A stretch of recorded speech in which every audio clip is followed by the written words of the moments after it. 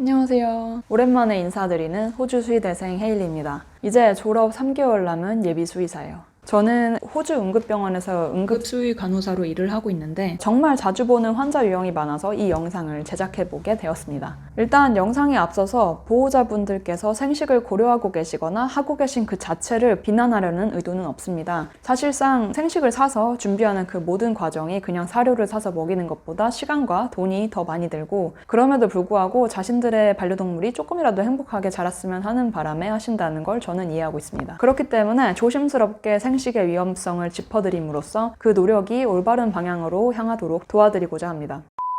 생식이란 생고기, 날생선, 익히지 않은 동물의 장기, 뼈, 생채소, 생과일, 날계란 등을 배합해서 먹이는 걸 말합니다. 본래 국내에서는 생식이 많지 않았었는데 어느샌가부터 각종 SNS에 생식을 하는 사람들이 급격하게 늘어난 것 같더라고요. 사람들이 생식을 하는 기본적인 이유를 제가 추려서 정리를 해보자면 1. 조금이라도 더 좋은 음식을 먹이고 싶은 마음, 2. 반려동물들이 더 선호함, 3. 면역체계의 향상, 4. 소화효율의 증가, 5. 치석 제거 및 치아 건강 증진, 6. 모질 개선, 7. 각종 식품보존제 첨가물로부터 안전함, 8. 사료회사들에 대한 불신. 이렇게 되는데 일단 틀린 사실들이 좀 있습니다. 일부 보호자분들은 수의사들이 사료를 추천하는 이유가 사료회사에서 돈을 받거나 사료 한 개라도 더 팔아서 이득을 남기려는 것이라고 생각하시는데 이는 사실과 다릅니다. 일단 사료회사들을 특정해서 어디가 낫다라고 하지는 않겠지만 기본적으로 대형 사료회사들에는 영양소만을 연구하는 연구원들이 있고 강아지, 고양이들에게 꼭 필요한 영양소가 무엇인지, 어떤 문제가 있으면 어떤 영양소가 더 필요한지를 연구하는 연구원들이 따로 있습니다. 우리가 혼자 그걸 집에서 공부한다면 수십 시간이 걸릴 수 있는 작업들을 그 사람들이 대신 하고 있는 거죠. 그렇기 때문에 영양적 측면에 있어서 사료를 추천해 드리는 겁니다. 이 영양 부분은 뒤에서 조금 이따 다시 다룰게요.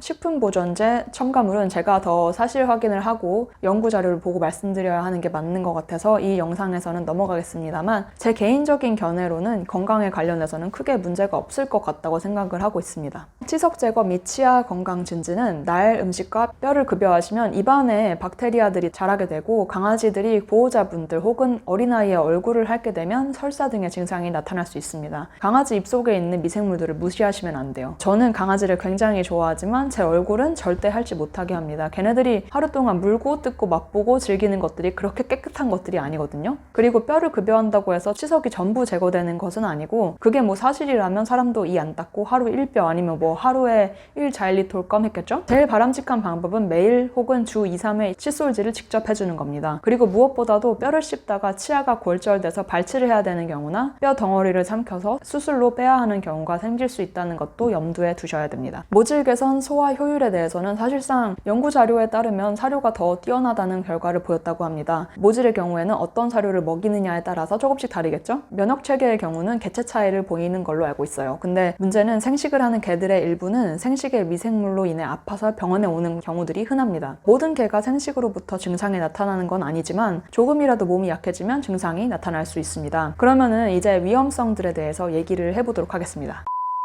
생식의 가장 큰 위험성은 일단 설사, 구토, 출혈성 설사입니다. 일단 밥을 안 먹는 미미한 증상부터 시작해서 구토 설사를 하다가 조금 진행이 되면 출혈성 설사 형태로 나타납니다. 제가 응급센터에서 정말 자주 보는 케이스가 보호자들이 강아지 데려와서는 아니 얘가 갑자기 엊그제부터 무기력하고 밥도 안 먹고 자꾸 토하고 설사에 피가 묻어나와요. 이러는데, 이 경우 제가 꼭 물어보는 질문 중 하나가 그럼 평소에 뭘 먹이시나요? 입니다. 진짜 거짓말이 아니고 경험상 이물 섭취를 제외한 90%의 보호자가 생고기를 먹인다고 대답을 합니다. 물론 보호자들이 아니 얘 생고기 먹은 지 꽤 됐는데 지금까지 아무 문제 없었는데요.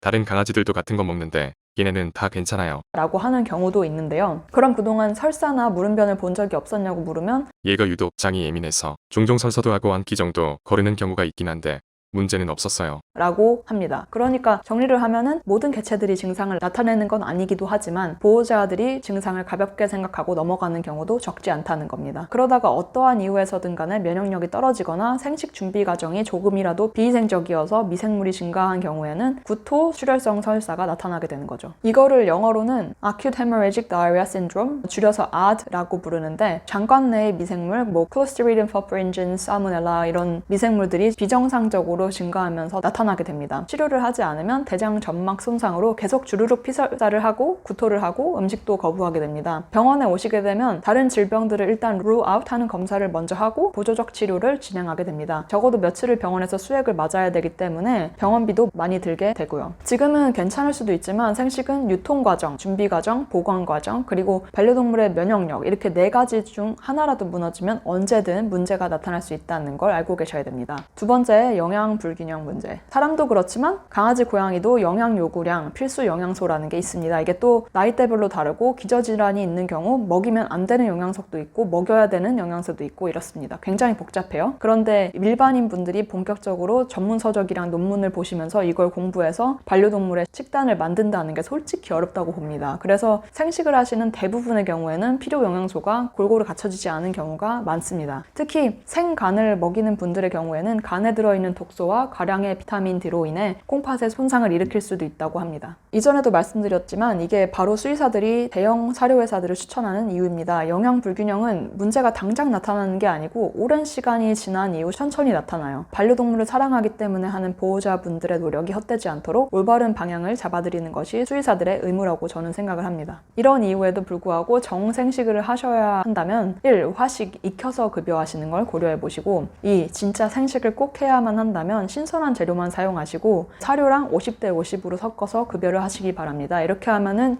영양 불균형을 어느 정도 해소할 수 있어요. 하지만 다시 말씀드리지만 가장 좋은 건 건사료를 주식으로 하고 보상용으로 아주 소량의 강아지 전용 간식을 주면서 칠소지를 해주는 것입니다. 그러면 영상이 도움이 되었길 바라며 이만 마쳐보도록 하겠습니다. 그럼 빠이. I've been sitting in my house for